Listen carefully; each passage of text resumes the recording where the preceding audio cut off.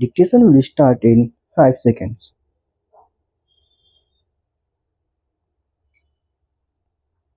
Now, I would like to say that with this measure we are now adopting, to my mind, it will not be possible to have this system or any other system functioning effectively.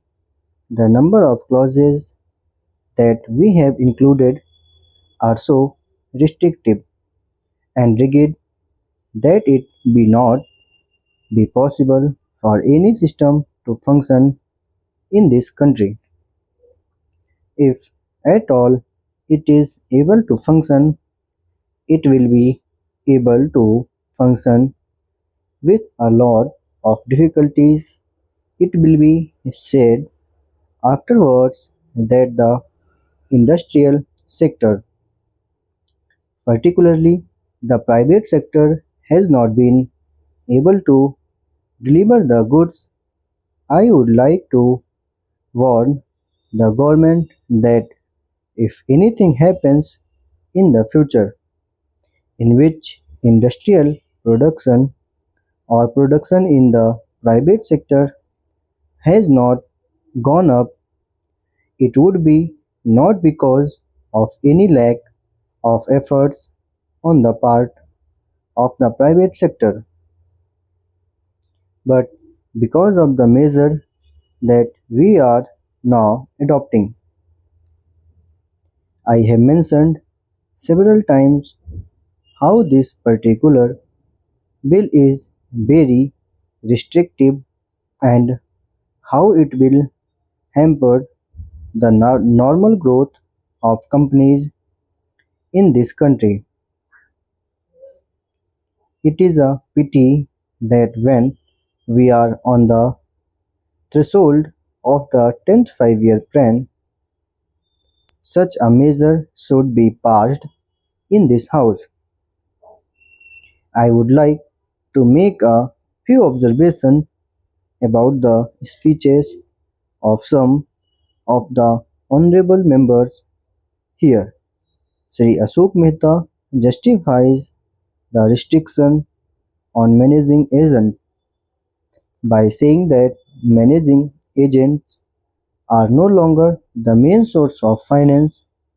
He also argued that profits have been high and will continue to remain high, and therefore he would like to see the managing agents being paid on a sliding scale. He is in the habit of referring to a number of books and making quotations from a number of them published in America or in other countries, and particularly by some of the professors. I would also like to mention to him that even when companies are floated, it requires a certain amount of confidence amongst the investing public, and it is because a particular firm is managing a particular company that this confidence is created in the investing public. Even there, as the Honorable Finance Minister had said, there is a sort of overall tight control. New banks and insurance companies are not floated nowadays. What you have are the few banks which are existing and the few insurance companies that are existing.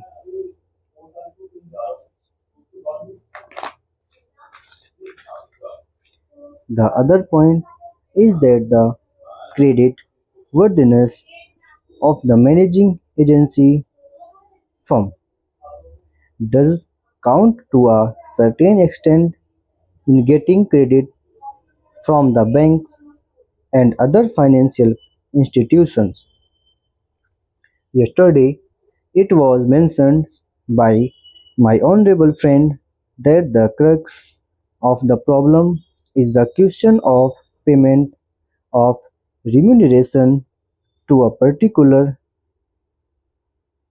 managing agency system.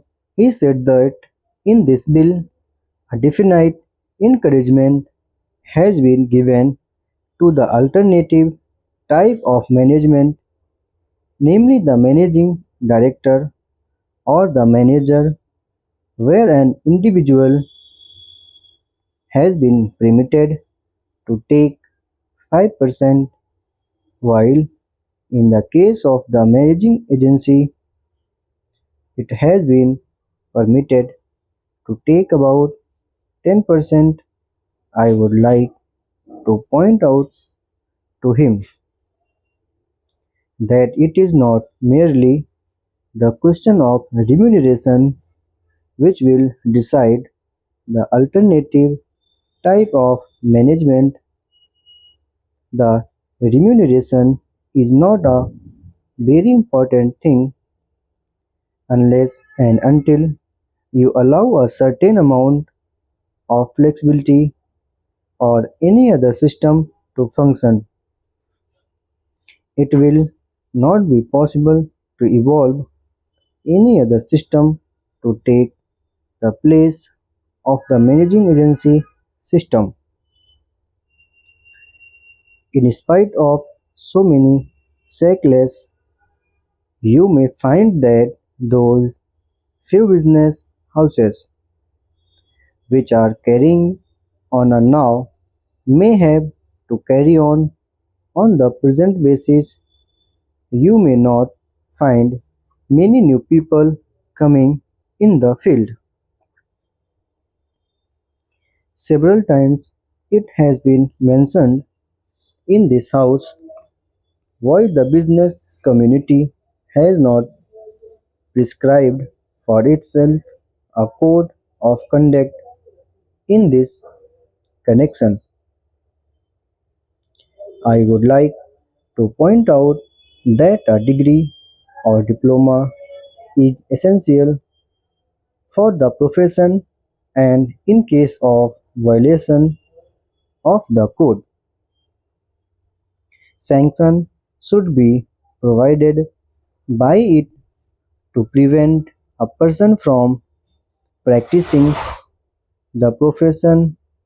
Today, even Ashok Mehta and Sri C.C. Shah can set up a grocery shop and become businessmen. Nobody lays down any condition for starting business, and nobody can prevent others from continuing it.